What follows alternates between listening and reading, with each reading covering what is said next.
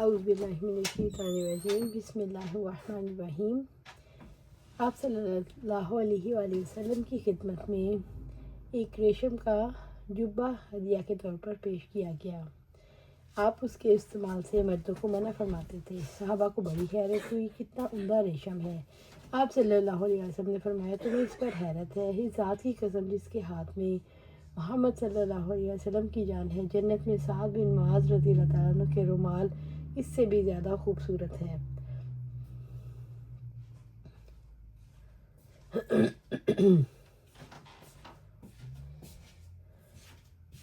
ایک یہودی عورت نے نبی صلی اللہ علیہ وسلم کی خدمت میں زہر ملا ہوا بکری کا گوشت لائی۔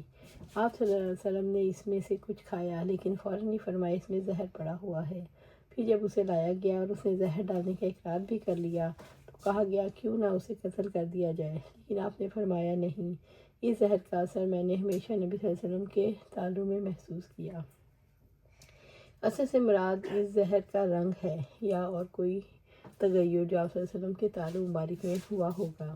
کہتے ہیں بشیر بن برا ایک صحابی نے بھی ذرا سا گوشت اس میں سے کھا لیا تھا، وہ مر گئے۔ جب تک وہ مرے نہ تھے، آپ صلی اللہ علیہ وسلم کو اس عورت کے قتل سے منع فرمایا، چونکہ آپ صلی اللہ علیہ وسلم اپنی ذات کے لیے کسی سے بدلہ لینا نہیں چاہتے تھے۔ یہ بھی آپ صلی اللہ علیہ وسلم کی نبوت کی ایک بڑی دلیل ہے۔ جب بشیر رضی اللہ عنہ مر گئے تو ان کے قصاص میں وہ عورت بھی ماری گئی۔ معلوم ہوا زہر خورانی سے اگر کوئی ہلاک ہو جائے تو زہر کھلانے والے کو قصاصاً قتل کر سکتے ہیں، اور حنفیہ نے اس میں اختلاف کیا ہے۔ دوسری حدیث میں آپ صلی اللہ علیہ وسلم نے وفات کے قریب ارشاد فرمایا، عائشہ، جو کھانا میں نے خیبر میں کھا لیا تھا، یعنی یہی زہر آلود گوشت، اس نے اب اثر کیا اور میری شہرت کاٹ دی۔ اس طرح اللہ تعالیٰ نے آپ کو شہادت بھی عطا فرمائی۔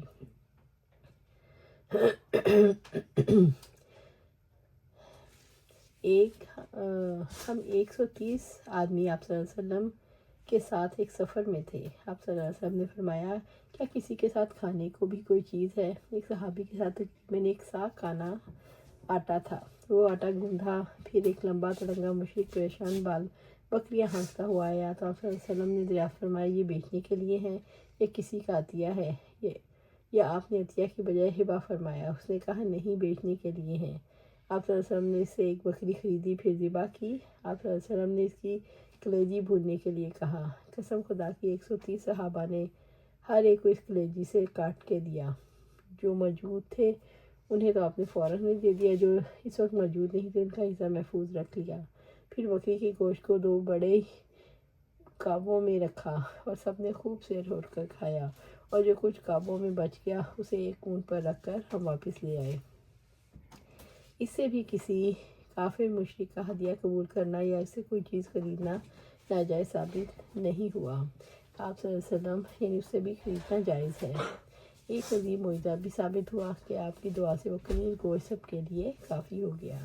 اللہ سبحانہ تعالیٰ سے دعا ہے ہمیں قرآن و سنت پر عمل کرنے کی توفیق دے، اس پر جمع دے، اور جنت الفردوس کے اعلیٰ مقام پر اپنے پاس خیر عطا فرمائے۔ آمین یا رب العالمین۔